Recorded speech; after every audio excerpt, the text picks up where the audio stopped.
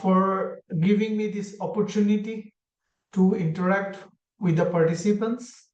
So this is really an honor to be able to interact with participants from various parts, not only our country, even maybe from outside. So friends, I welcome you all to this presentation. And today's presentation is on about this Phytotronics. Now let me share the slides so that we can go ahead with our discussion.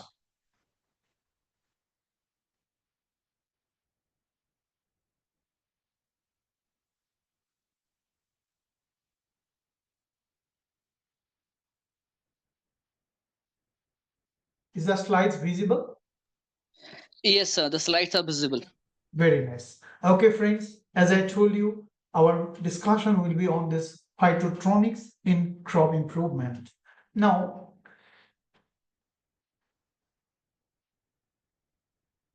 yeah. So phytotron, this word is, you see, this is not a pure English word. In very simple word, you can say this is a synthetic word. Synthetic means you are taking one part from one word, another part from another word, and you're making it a hybrid. So that way, phytotron is a hybrid word. One part is phyton. Phyton, you know about this, that is a plant.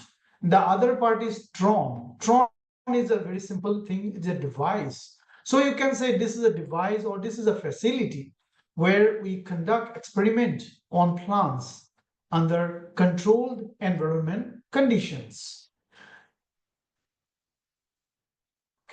So when you control the plants when you grow the plants under controlled environmental condition, and you want to know about their various parameters, so that actually become a study that is called the phytotronics.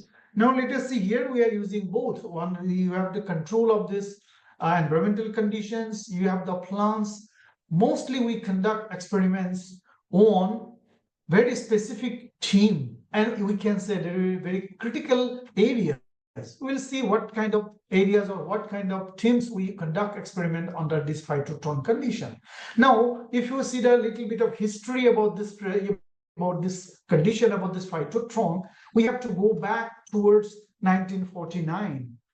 When we talk about 1949, you might be having the idea that yes, this was just the post-world, Second World War situation. Then there's a post-Second World War era. So during that era, there was one characteristic features across the globe, that there is a shortage of food. So then people thought that, can we have quick answer to this problem? To have the quick answer to this problem, you need the quick result. But can you imagine if you conduct one experiment in the field outside, and you want to repeat it, that particular experiment, you have to wait for another year for that particular season to come. So it means we need a long time to conduct one experiment. And as I told you, the situation was demanding that we have no luxury of time. So we need to get the results in a very short span of time. So that is why people thought that, can we develop a facility where we can create the required environment for conducting experiment at any point of time of the year. You need not to wait for the rainy season or for this the winter season to come. You can create that winter season even during rainy season or vice versa. So that way, the first the Phytotron facility was established in 1949 in California Institute of Technology. After that, after getting the benefit from this technology, it was adopted in different parts of the world, Australia, France, Hungary, and name anyone. But of course, not all countries will call them as phytotron. Some will call it as a climatron, biotron, ecotron, and so on. Name whatever it may be, but technology and the principle is the same, that you conduct experiment under controlled environmental condition. Now, talking better about the in Indian condition. So in 1990, we have developed one project between the government of India and this FAO under United Nations Development Program. And that started, and finally, in 1997, we ultimately established that National Phytotron Facility in India. Here you can see this is a very historic photograph. Historic in the sense that, yes, Jack Jove, the Director General of FAO, he came here to inaugurate the facility. Chaturanand Misra, at the time, was our agriculture minister. He was again guarded by our Director General of our R.S. Paroda sir, R.B. Singh, Director IARI. So these were the people who actually contributed immensely towards establishment of this facility. Now, as I mentioned earlier, what is the primary goal of this Phytotron facility? So in Indian context, the primary goal is to improve the productivity of different crops, including cereal, pulses, oilseed, and horticultural crops through better understanding of the genetic and physiological control. Because if you know the things properly, you can design the program properly. And when you design a program properly, you are bound to get the good results. But that is why for designing any program, you need very precise results. And that precise result, sometimes we may not get in the outside environment. So you need a controlled environment where you have control over all the parameters for the plants. Now here, if you now see that what Phytotron consists of, the Phytotron consists of, here at least I'm talking about India, because in India there is only one national Phytotron facility. That is what I'm talking about. So here in this facility we have 22 growth chambers and 10 glass houses. And these 22 growth chambers, they are each, in the right side you can see that there's a photographs. I'm very sorry for the poor quality of the photographs because it was taken from inside the room. So anyway, we have the growth chambers and we have 10 glass houses. In the growth chambers, you have the control for all the parameters. But in the glass house, we have control mostly from the temperatures, and light, we use the natural light. We'll see some there. Here you can see the left side, that white color, that we have there two different big size growth chambers. Big in the sense that inside area of each of those is 72 square feet. And each of the chambers, you can see this one, this green color, so it is having a panel here, black color panel. So in that panel, so there is a control factors. So as per the need of the users, so we can control the relative humidity, temperature, light hours, quality and composition of light, and so on. This is the outside view of the glass house. So here you can see that in the top of the glass houses, we have that polycarbon sheet. So that is why we get the natural light. Yes, we have some provision for artificial light whenever needed, so we can use that artificial light. For example, when there is a cloudy weather or when there is a dense fog, so in that case we get very little light in the glass houses. In that point of time, we can go for the artificial light as well. So along with that glass house and growth chambers, we have one phenomics facility also within that Phytotron facility. Of course, phenomics, we have a views facility in IARI, Indian Agriculture Research Institute, but the initial phenomics facility was established in this Phytotron only. Along with this, we have other laboratories for tissue culture, molecular works. This is what I mentioned, that we have three different growth chambers. One, that is E15. The area within that E15 growth chamber is 15 square feet. The middle one, that is 36, PGW36. The area within that growth chamber is 36 square feet. And the large one, as I just shown you in the photographs, the inside area is about 72 square feet. So in this big one, you can open the door and go inside and conduct the experiment. But in the small and the medium, we do not go inside manually. We open the door and work from outside. So that is why this E15 and PGW36 we call a rich in chamber. And but this CG72 we call it a walk-in chamber, means we can walk inside the chamber. Now in all the chambers, we can control the temperature from 4 degree even up to 40 or 45 degrees, depending on this your whether light is on or not. Relative humidity also we can control as per our need. Light intensity, you can see we have use control. And we also have some chambers where we can regulate the CO2 level. Because friends, you know what? Nowadays, because of the industrialization, because of huge number of your vehicles, huge emission of the CO2, the level of CO2 in the air is increasing. So that is why our scientists are interested to know that whether current varieties will be able to give the similar production under elevated CO2 condition. Means you currently say here it's around 250 to 300 ppm.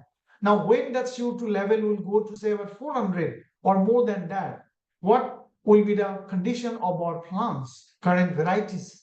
So scientists are interested to know. So that is why they conduct experiment in the growth chamber. So they will take two chambers of similar size. In one chamber, they will elevate the CO2 700 or 550 ppm. The other chamber, they will have the normal ambient CO2 level. Same experiment, only one difference, that is your CO2 level. And then they see what is the result and they can take a decision. So friends, you know, for conducting such type of experiment and managing such a huge facility, you need uninterrupted power supply. So we have here generators, we have all the huge special designated lines for this. And if that is failed, we also have the backup system through this, the DC sets for cooling, to maintain the temperature, to keep the temperature inside as per required level. So we have huge facility, and air is also filtered.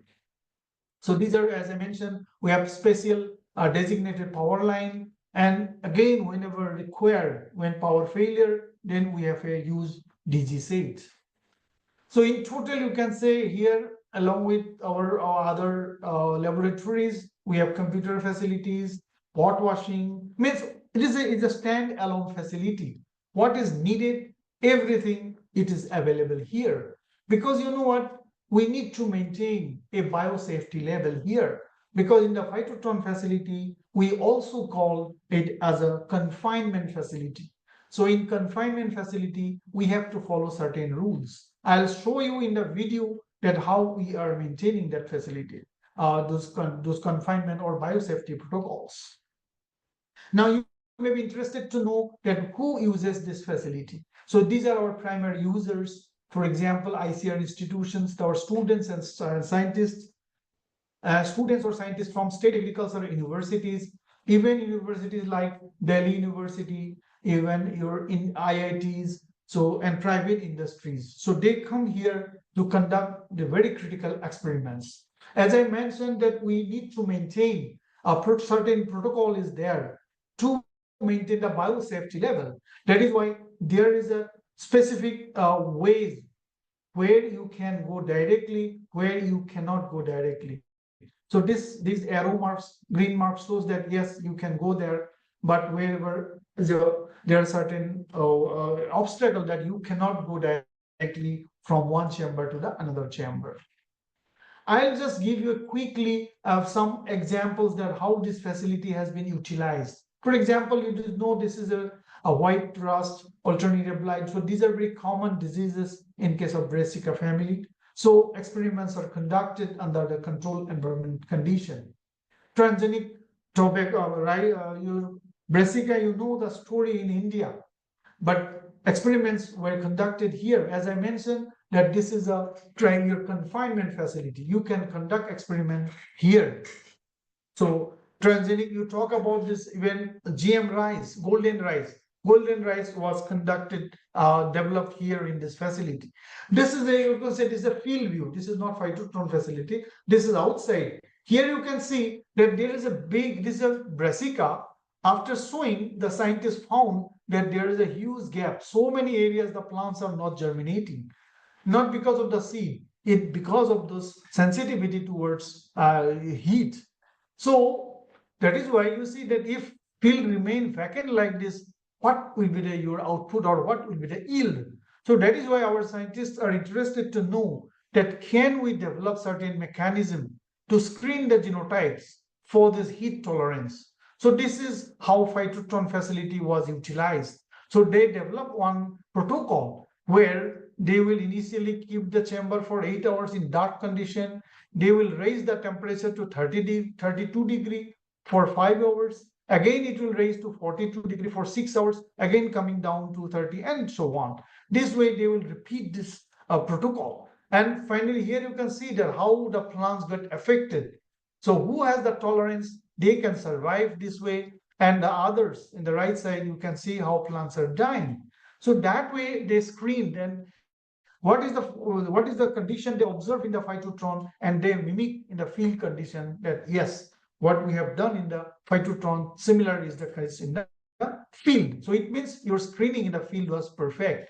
You know about this orange color cauliflower, that aubergine, it was introgressed. So this type of a very critical experiments are conducted in the phytotron condition. You know about this banana streak virus. So our scientists work on, you see inside the phytotron, how luxuriantly plants are growing. These are banana. Banana is not easy to grow like in a control condition. But here you can see how beautifully the plants are growing. Your papaya, they are testing for the cold tolerance. They have collected the germplasm from different areas. But you know Delhi. In Delhi, temperature goes about 45 and even more. You cannot maintain them in outside. So in that case, we can take help from the phytotron. We know the story in India about the BT brinjal or eggplant. We have developed the BT brinjal, but we are not yet released to the farmer for commercial cultivation because of some legal issues. We know about this world's the largest highest pungency in this king chili. So experiments were conducted. This is you can say about related to your climate change. People are observing that there is a submergence in case of pigeon pea field, and you know pigeon pea do not like water submergence for long period. So our scientists did the same experiment in the control condition of phytotron. Now here you can see in the left side, almost all plant died in the pots except one genotype that survived. So that is the brilliant case you can identify or genotype in the very controlled condition. Right side you can see these are all is corn. Here also same thing. You can see there's water is here. In all parts there is water because they are creating the condition like that what happened in the field. Because of heavy rain, the plants remain inundated for some time. So they are creating that condition here, and then they will see what kind of symptom, who resist and who is susceptible. This was particularly my experiment. So we are developing soybean. This is these are soybean plants inside the growth chamber. Here also you can see how beautifully the pots were developed even under control condition. So we are trying to develop the soybean line, which will be free from this anti-nutritional factor like quinine trypsin inhibitor and lipoxygenase. Lipoxygenase basically it creates your flavor which you do not like. We call off flavor. So that is the problem in case of uh, it is a problem in case of cucumber that there will be a virus attack. So scientists are working hard to develop resistant varieties. Here you can see in case of lentil.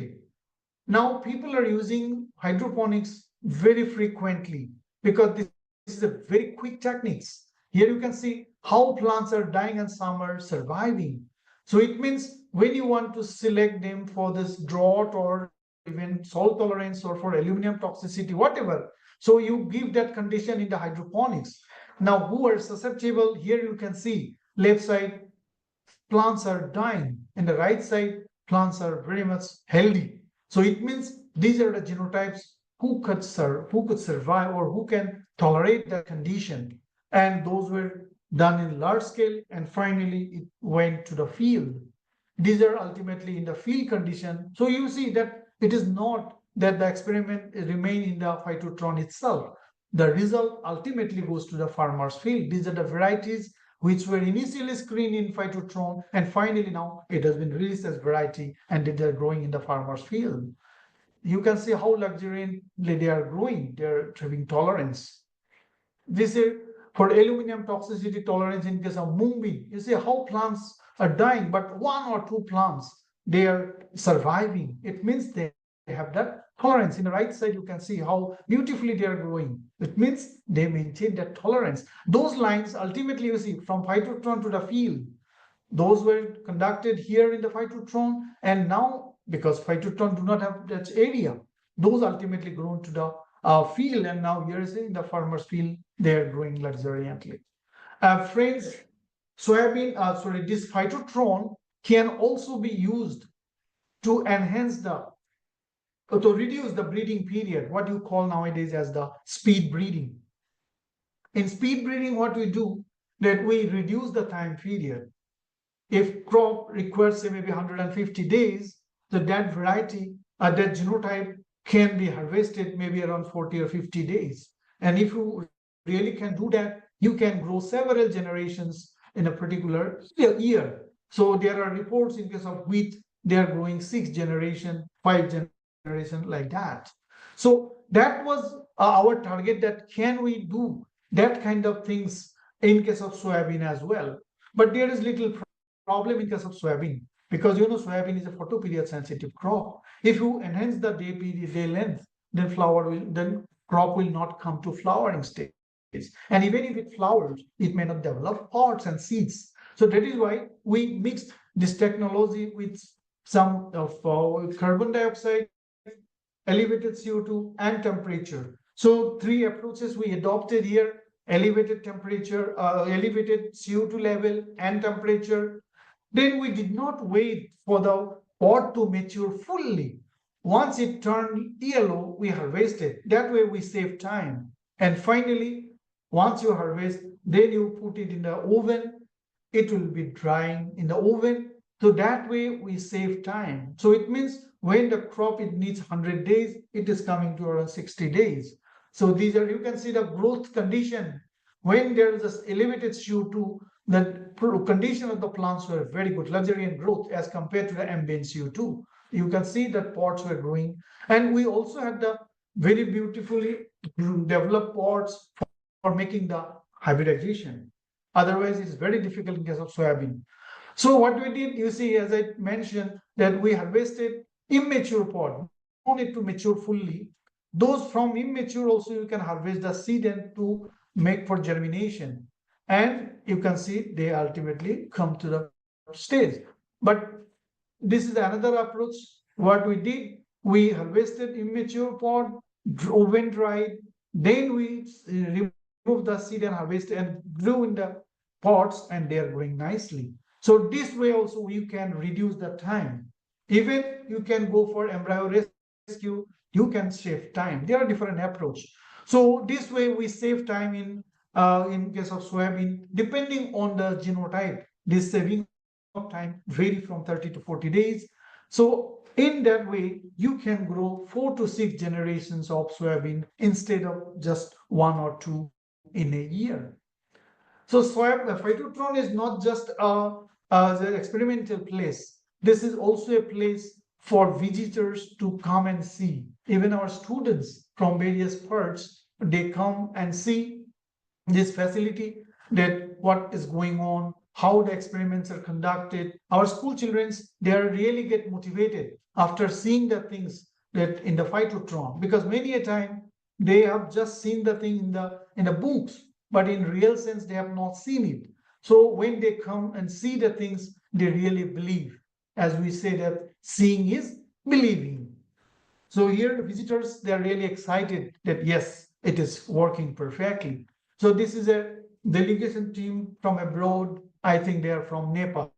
Yes. So their ministry people, some scientists, they came. There are many every year, and almost once in a month from abroad or natural visitors will come to see the facility, to learn from it, and see how they can develop. So the team from Nepal, they came to see the facility to develop it in their own state as well. So friends, this is a very quick look about the Phytotron facility. I'm thankful to all those concerned director, joint director, our staff, users, and the ICR for the funding. Thank you. Now I think I can go for the virtual visit. I'll now unshare the screen, and then I will go. I'll take you to a virtual visit to the facility. And we will see how our scientists have been working on different experiments to produce crop in a very short to this Phytotron facility, and we'll make a virtual visit of the facility. The Phytotron facility is a containment facility, so it is always maintained to have a proper hygienic conditions. So that is why the facility is always kept enclosed, and not all people are allowed to go in, just to maintain the hygienic condition and this containment condition. So only the people who have specific purpose, who are conducting a specific experiments, they only can go inside. So that is why we have a security personnel here, the guard, and he will keep the door closed. Only when the person with a business, they are only allowed.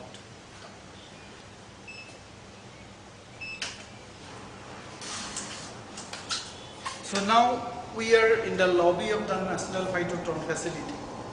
From this, we have two routes. In my right side, this is the route to go to the Phytotronics facility and glasshouse facility.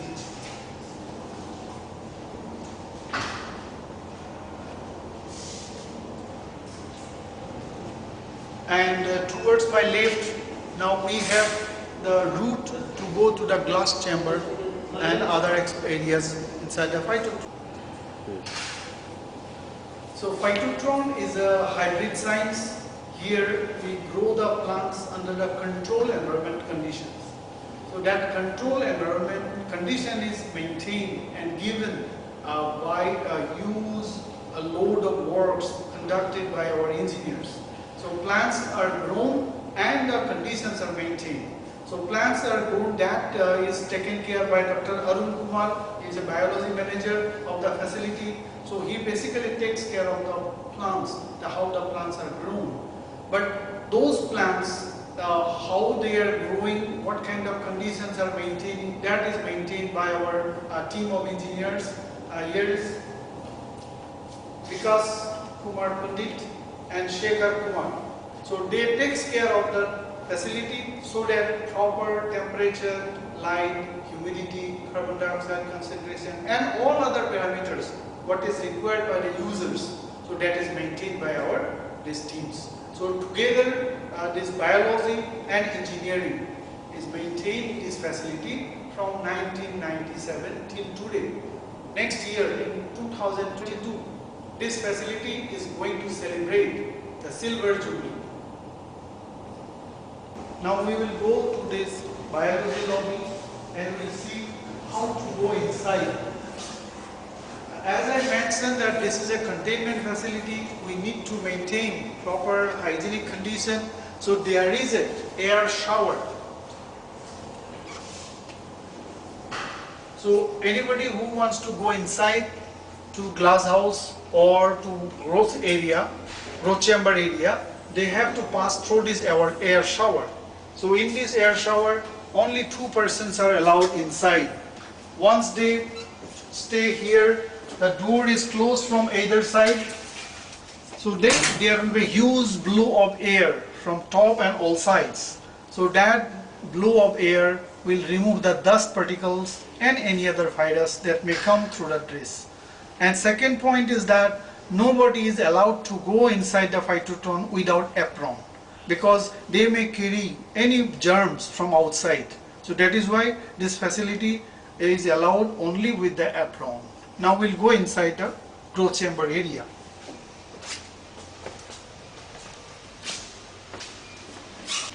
Now we will go inside the area where all the growth chambers are kept. So, and when we open the door, just to maintain the hygienic condition, we don't open by touching the door. We open in such a way that we do not contaminate our hand. Or if we touch the door, then we have to go inside and wash our hand to clean it free from germs. Now we are standing inside the chamber hall. In this chamber hall, there are 22 growth chambers of 3 different sizes. One is the largest one, that is having 72 square feet area inside the chamber. Second one is having 36 square feet inside the chamber, and the smallest one is having a 15 square feet area inside the chamber. For your information, we'd like to share that this facility was established with support from the FAO under the UNDP project program.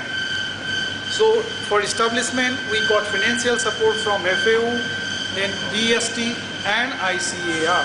But currently, this facility is running with full support from the Indian Council of Agricultural Research, Government of India. Since we are growing the plant in a controlled environment comprising of plant growth chambers and the glass houses, we need the particular area to be infested free. Means there should be no pathogen or the insect pest inside. That's why we can make the experiment foolproof. So for that reason, we used to bake the chamber. Prior to giving this, to be allotted to the user, we bake the chamber for 48 hours at 42 degrees centigrade to kill the insect pest infestation. And once the baking is being done, the chamber is tested, okay, and we allocate the space to the user. This is how we allocate the space for the fresh experiment. And you can see, have a look of the chamber, how it looks like. You can see the perforations from which the air is being circulated. The canopy is comprising of incandescent fluorescent lamps just to match the sunlight. There is a suction to maintain the air circulation. Now how the parameters are to be controlled in the chamber, that programming is done, which is PCB based control panel. For that we have the authorized person who is the engineer here who takes care of this programming. He is Mr. Vikas Kumar Pandit. He will explain how to program the chamber and what are the parameters to be controlled in the plant growth chamber required for the experiment. Yes, we have control system of this chamber. We can regulate all the environmental parameters according to our desired temperature, humidity and light intensity and carbon dioxide also. So here this is a control system of this chamber.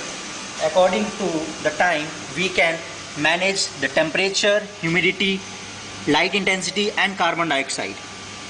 So temperature can be maintained from minimum 5 degrees Celsius to up to 45 degrees Celsius and humidity from ambient to the 95% of humidity. Light intensity can be maintained up to 30 kilolux, and whenever we are required with the carbon dioxide, we can manage it up to 3000 ppm. So all the parameters can be controlled by this control system. This one is the smallest chamber, E15 model, with 15 square feet floor area, in which we are growing the wheat crop, and it is to be tested for leaf rust, which is a fungal disease, fungal pathogen. So we are providing the ideal condition not only for the plants but also for the fungal pathogen to proliferate, so that the screening can be done for the resistance as well as susceptible. So this is how the screening is being conducted within the control environment, which is more accurate as compared to the field trial, because we don't have the control over the environment in the open area, but here we have. Again, this is another chamber of mid-sized chamber in which we are screening cucumber seedling for heat tolerance. So we are providing high temperature stress in a staggered manner. Normally it is started with 28 degrees centigrade, but right now we are moving upward. It's around 35, 37, and we will move up to 43, 42 degrees centigrade within 3-4 days period time.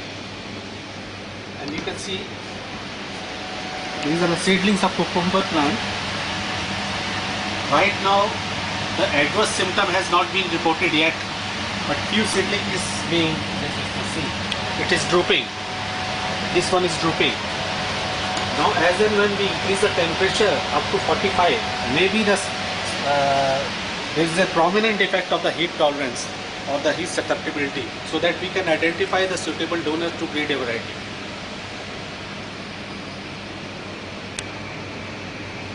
National Phytotronics facility was established in 1997. So since then, it has been running 24/7 without any breakdown. So here we are going to discuss another experiment which has been conducted on soybean. As you know, that because of climate change, so there is going to be higher concentration of carbon dioxide in the air. Now when there is higher concentration of carbon dioxide in the air, then how our plants, how our crops will behave, that is need to be studied. So we have to develop crop varieties so that it can behave properly under that elevated carbon dioxide concentration. So here we are having different experiments here. This growth chamber is also having one experiment on soybean of that kind. Another purpose of Phytotronics facility is that we have to conduct experiment so that we can reduce the crop period. Say if a crop is grown in 120 days, now can we reduce it to about 80 or 90 days so that more number of generations can be grown in a particular area, in a particular year. So here in soybean, we are trying to develop techniques so that we can conduct experiment for several generations in a year. That is called speed breeding. So under that speed breeding technique, we have been conducting this experiment on soybean. You can see these are vegetable soybeans. We call vegetable soybean. It is just growing stage now.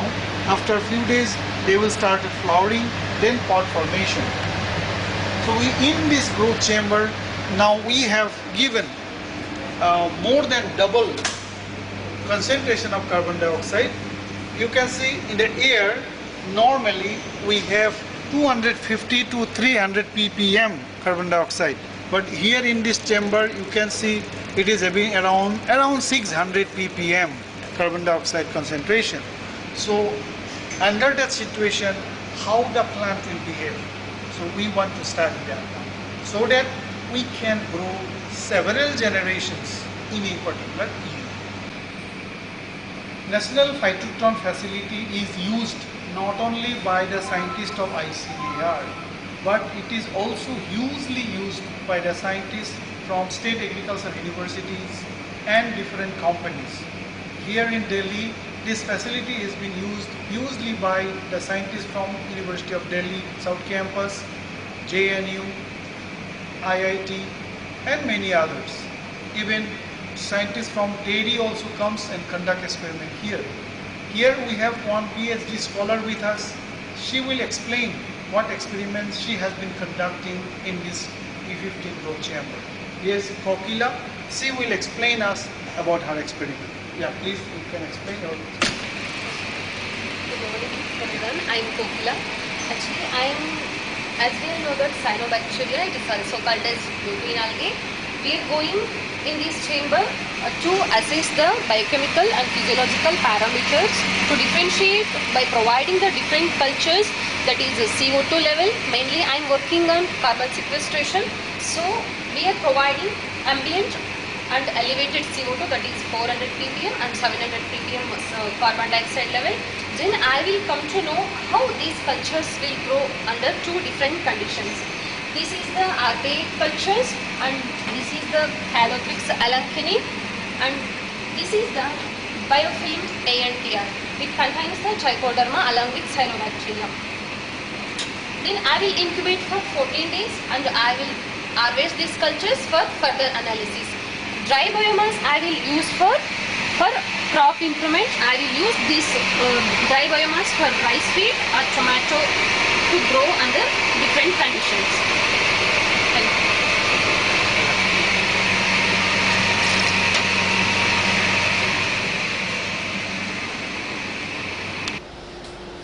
Now we have arrived in our glass house area. So here you can see there are 10 glass houses, starting from glass house number 1 up to glass house number 10. So here in every glass house we maintain different environmental conditions, different temperatures.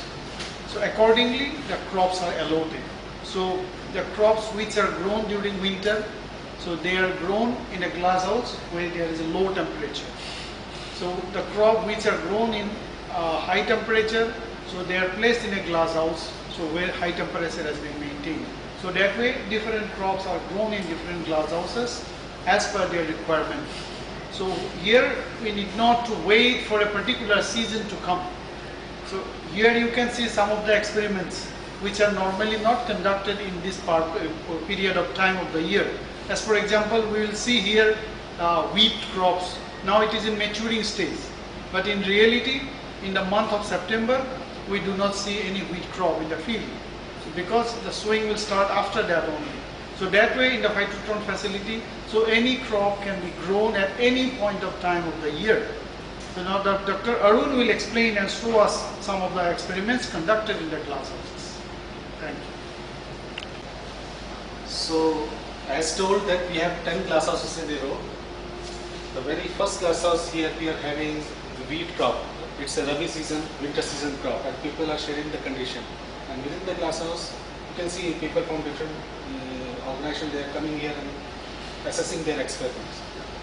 You can see in winter we used to grow pigeon pea, lentil, wheat, so tomato, all have been shared by the users. In lentil you can see it is grown in the water culture, hydroponic what we can say. So since soil is heterogeneous, we can't eliminate nutrient from it. So in water culture you can do that thing. The trace element can be studied with the precision which can't be happen in the natural environment in the soil condition. So I'll show you the next class of soybean.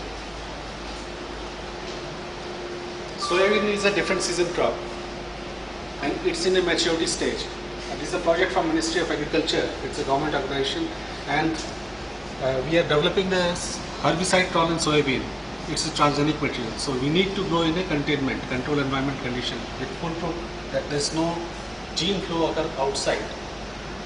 So it's in a maturity state, we are collecting the parts from it and that will be grown in the next season field trials.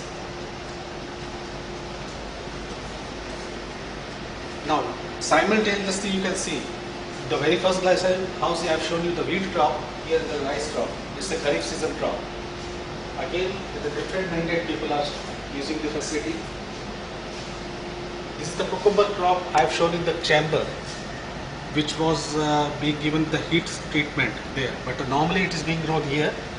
After the 15-20 days, we will shift them to the chamber hall to enhance the temperature for the heat stress only for a week or so period, so that we can identify the heat tolerance genes within the cucumber variety.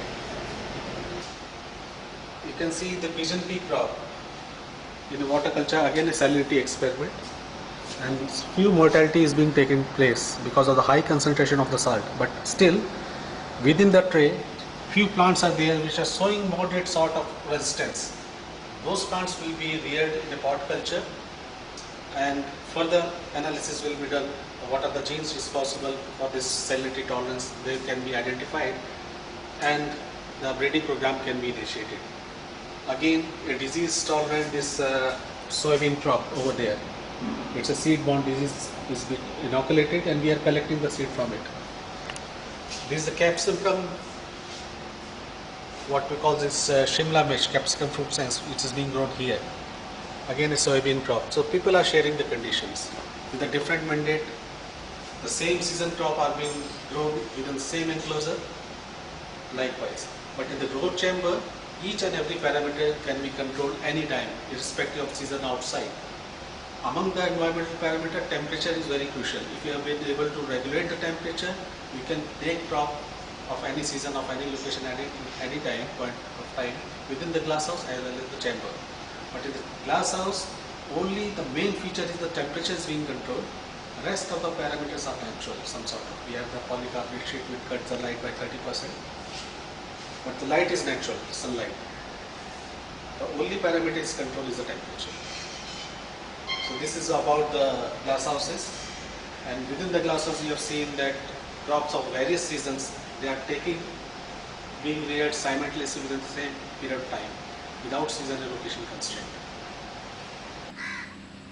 So friends, you have seen the National Phytotron facility virtually, but I'd be very happy if you visit to this facility in person and see what is going on inside.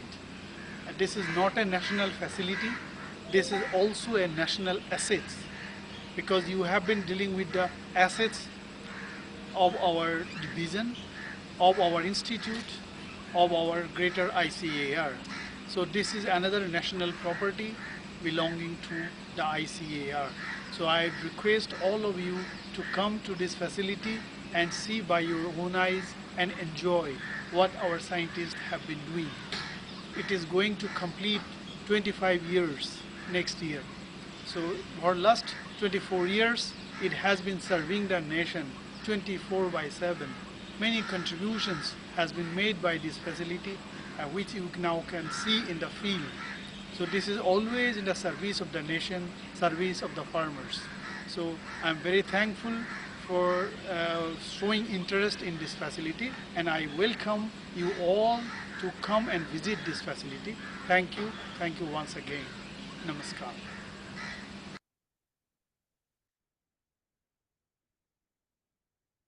So yeah, so this is the end of the presentation from my side.